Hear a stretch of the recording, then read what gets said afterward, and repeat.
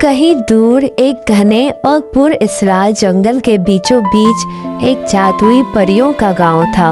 वहाँ की सब परियां बहुत पुरसुकून से रहती थी। हर तरफ रोशनी, हंसी खुशी और जादुई खुशबू बिखेरती रहती थी। मगर फिर एक दिन अचानक कुछ परियां गायब होने लगी। किसी को मालूम ना हो सका कि वो कहाँ चली गई। धीरे धीरे पूरे गांव में खौफ फैलने लगा। परियों की मलका ने अपने सबसे ताकतवर मुहाफिजों को गुमशुदा परियों की तलाश में भेजा, मगर सब नाकाम रहे। इसी गांव में एक निहायत प्यारा गुलाबी रंग का परी सलोन था, लूना का चमकता स्टूडियो।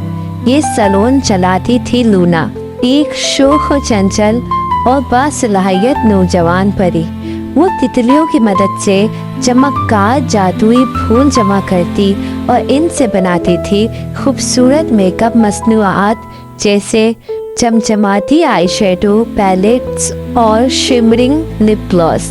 लेकिन जब इसकी सबसे करीबी दोस्तें भी गायब होने लगी तो लूना का दिल टूट गया। एक शाम जब लूना पहाड़ के करीब जड़ी बूटियां जमा करने गई, इसने एक खौफनाक मंजर देखा।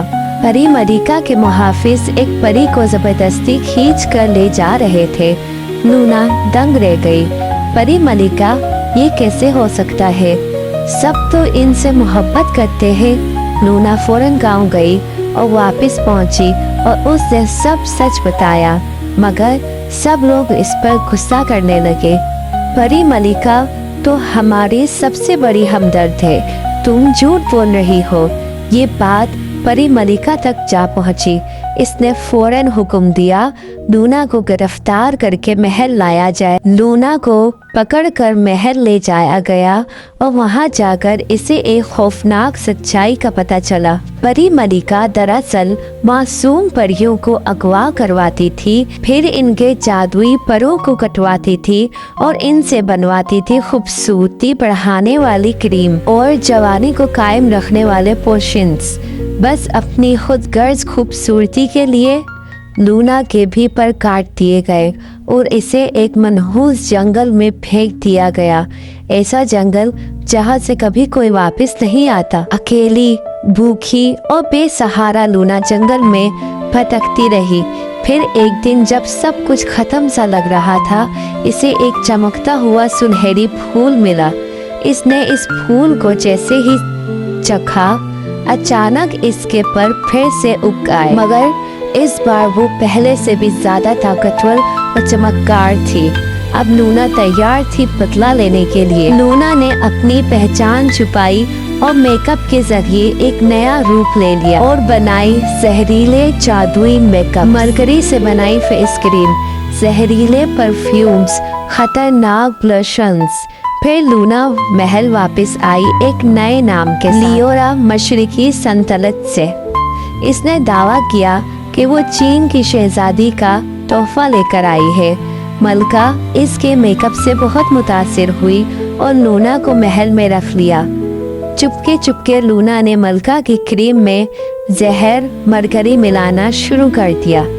शुरू में तो मलका का चेहरा और भी चमकने लगा, लेकिन जल्द ही झुर्रियां, दाने और जलन शुरू हो गई। साथ ही लूना इसके खाने में भी आहिस्ता आहिस्ता जहर मिलाने लगी।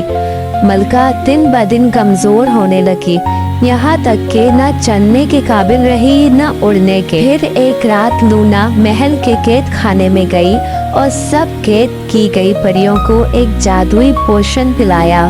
जैसे ही इन्होंने पोषण पिया, सबकी पर वापस आ गए। सब परियां आजाद हो गई। इन्होंने लूना का शुक्रिया अदा किया और सब ने मिलकर बनाया एक नया आजाद और महफूज परियों का गांव।